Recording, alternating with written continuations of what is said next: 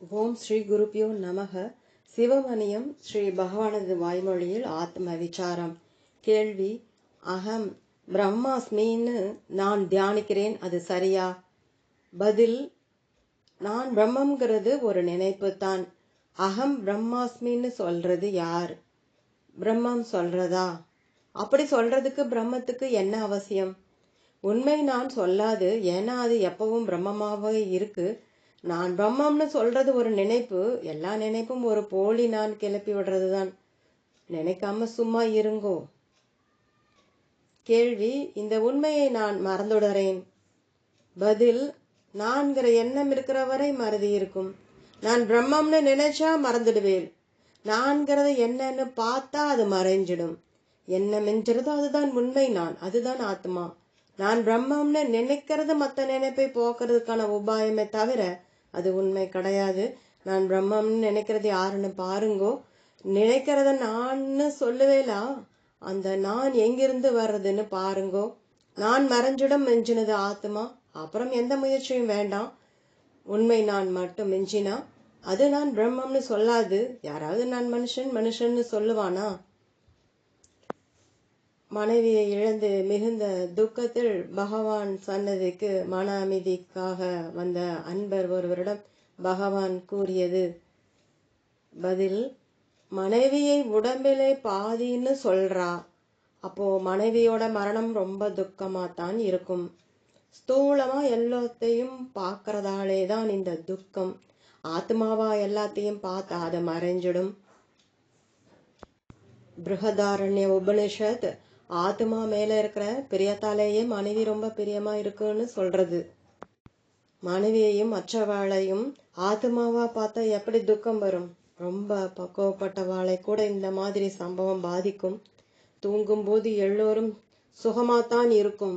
நாம சுத்த உணர்வாய் இருக்கும். அதே நாம தான் இப்பவும் இருக்கும். தூக்கத்திலே மனைவியோ மற்றவாளோ நம்மளோ இல்லை. இப்போ அவளாம் வந்துடறா. வந்து அவளாலே இன்பமோ துன்பமோ ஏற்படுறது. தூங்கும்போது சுக சொரூபமாகவே இருக்கிற நாம ஏன் இப்போ சுகமா இருக்க முடியல? என்ன காரணம்? தேகாத்மா புத்தி தான். நம்மள உடம்பா நினைக்கிறது தான். பகவத்கீதை இல்லாததுக்கு இருப்பு இல்லை, இருக்கிறதுக்கு இல்லாம இல்லைன்னு சொல்றது. உண்மை உணர்ந்தவா எல்லாரும் இல்லாதது எப்பவும் இல்லாததுதான், இருக்கிறது எப்பவும் இருக்கிறதேங்கிறா. ஆத்மா பிறக்கிறது இல்லை, இருக்கிறது இல்லை, எப்பவும் இருக்கிறது. இந்த உடம்பு அழியறதாலே ஆத்மா அழியாது. அதனால பிறப்பும் இல்லை, இறப்பும் இல்லை. விழிக்கிறது தான் பிறப்பு, தூங்குறது தான் சாவு. உங்களோட மனைவி நீங்க உத்தியோகத்துல இருக்கிறப்போ கூட இருந்தாளா? இல்ல தூங்கும்போது கூட இருந்தாளா? கூட இல்லை. எங்கேயோ இருந்தா நீங்க அவ பத்திரமா எங்கேயோ இருக்கான்னு நிம்மதியா இருந்தேள். இப்போ அவ இல்லைன்னு நினைக்கிறேள். தவறான எண்ணத்தினாலேயே இந்த வேற்றுமை. மனைவி இல்லைங்கிறது தான் துக்கம். இதெல்லாம் மனசேஷ்டை. இந்த பலவா எல்லாம் இருந்தாலும் அவனுக்கு அவனே துக்கத்தை கொடுத்துப்பான். இன்ப துன்பம் மனோதர்மம். சரி, செத்தவாளுக்காக ஏன் வருத்தப்படணும்? அவ உடல் பந்தத்தில இருந்து விடுபட்டாச்சு. இப்படி வருத்தப்படுறது இறப்போட நம்மள கட்டி போட மனசு பண்ற சங்கிலி. யாரு செத்தா என்ன, யாரு எப்படி போனா என்ன? நாம செத்து போகணும். நாம செத்தா துக்கம் இருக்காது. அப்படின்னா உயிரோடு இருக்கும்போதே அகந்தை செத்துடணும். அகந்தையா இருந்தா சாவுக்கு பயப்படுவான். ஒரு மனுஷன் இன்னொருத்தன் சாவுக்கு வருத்தப்படுறான். யாரும் சாகிறதுக்கு முன்னாடி நாம செத்துடணும். அப்படி செத்துட்டா வருத்தம் கிடையாது. துக்கத்தோட அனுபவமே நாம உடம்பு இல்லாம இருக்கிறது தான் சுகம்னு தெளிவா சொல்றது உண்மை உணர்ந்தவா எல்லாம். இதையே நம்மளோட உடம்புங்கிற நினைப்பு போச்சுன்னா மோட்சம்னு ஒத்துக்கிறா. உண்மையை உணர்ந்தவன் எப்படா உடம்பு கழலும்னு இருப்பான். கூலி தலை சுமையை இறக்கி வைக்கிற மாதிரி ஞானி உடம்பை பொறுத்து கொண்டு எப்போ இடம் வரும் இறக்கி விட்டுடலாம்னு காத்து கொண்டு இருப்பான். உனக்கு இப்போ பாதி சுமை போச்சு. ஏன்னா மனைவி உடம்புல பாதிதான்.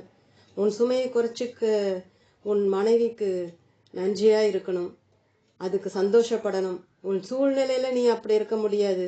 துக்கம் உண்மையான அன்போட அடையாளம் ஆகாது. உருவத்தையே அன்பு செலுத்துறது அன்பை ஏமாத்துறது. அது அன்பில்லை. உண்மையான அன்பு நம்ம பிரியப்படுற பொருள். எப்பவும் நம்மளை விட்டு பிரியாத ஆத்மா. அதுதான் நம்மளோட மனைவியா வந்தது. இப்பவும் என்கிட்ட நானாவே இருக்குன்னு பார்க்கணும். ஆனாலும் இப்படியெல்லாம் துக்கம் எளிதா போகாது. சாதுக்களோட சகவாசத்தாலே துக்கம் குறைஞ்சு கால கிரமத்துல நீங்கிவிடும். தொடரும். ஓம்.